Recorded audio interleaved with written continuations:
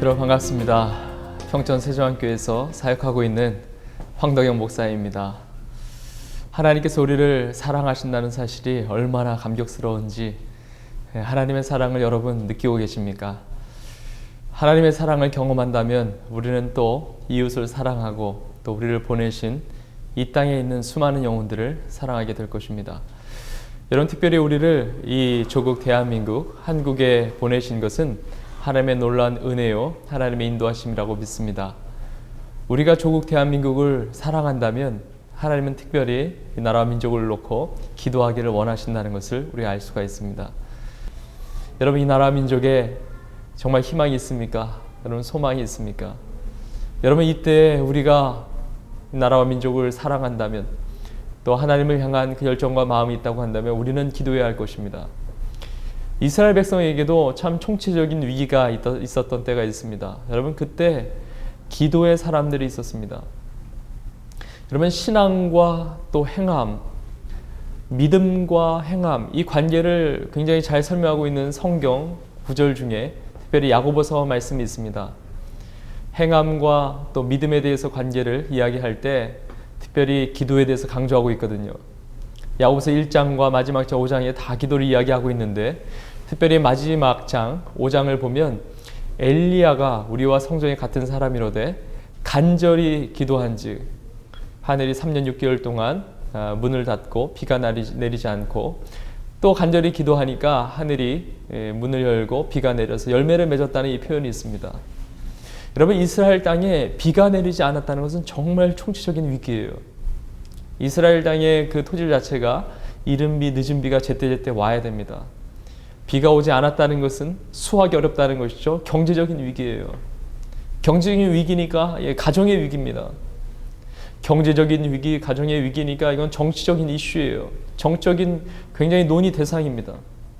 이 정치적인 위기는 또 국가적인 그 총체적인 위기라고 할 수가 있습니다. 그런 많은 토론이 있었을 거예요. 또 많은 의견들이 있었을 것입니다.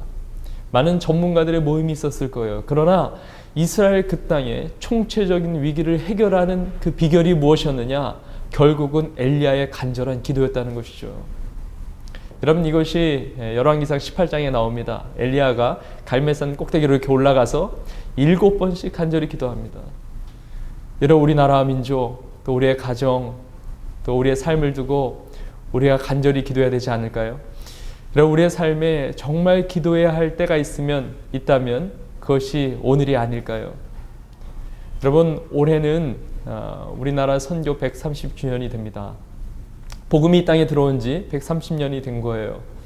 1885년도에 우리 언더우드 선교사님, 마펜젤러 선교사님께서 우리 부활절 아침에 제물포항에 복음을 들고 이 땅에 오셨습니다. 물론 그 이전에도 선교사님들 많이 계셨지만 하여튼 선교 역사, 한국교회 역사를 보면 공식적으로 1885년도를 많이 이야기하죠. 여러분, 오셔서 정말 복음으로 또 눈물로 기도하면서 이 땅에 놀라운 부흥이 일어난 것입니다. 대표적으로 1903년도에는 원산에서 부흥이 일어났죠. 그 전에 화이트 선교사님이나 맥컬리 선교사님이라는 그 기록을 보면, 또 로버트 하디 선교사님 그 회개와 그 기도와 그 예배를 통해서 원산에 부흥이 일어난 것입니다. 여러분, 기도를 통해서 부흥이 일어납니다. 또 1907년도에 우리가 너무나 잘 알고 있는 평양에 있었던 그 부흥의 역사, 여러분 어떻게 일어났습니까? 인간의 힘이나 인간의 능력이 아니었습니다.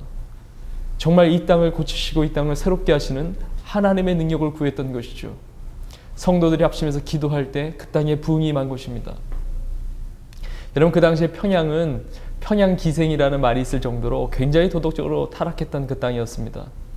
그러나 기도하니까 하나님의 부흥이 역사되니까 그 땅이 동방의 예루살렘이라는 칭호가 붙을 정도로 거룩한 땅이 된 것입니다.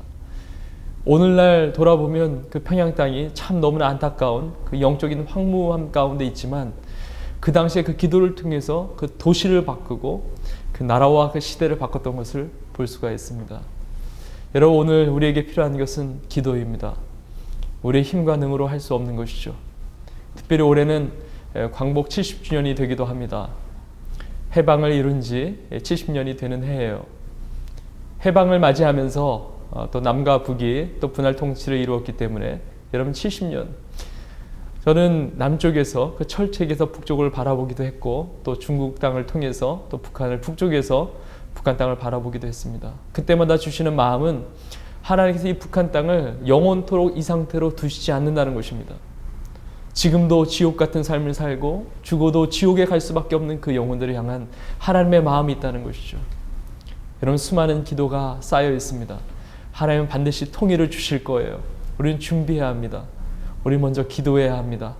70이라는 숫자를 우상화시키면 안 되지만 하나님의 때에 반드시 그 문을 여실 것입니다. 하나님이 기도 속에서 역사하셨고 기도 속에 부흥을 이루셨고 기도 속에서 한 민족과 한 나라 그 시대를 바꾸셨습니다.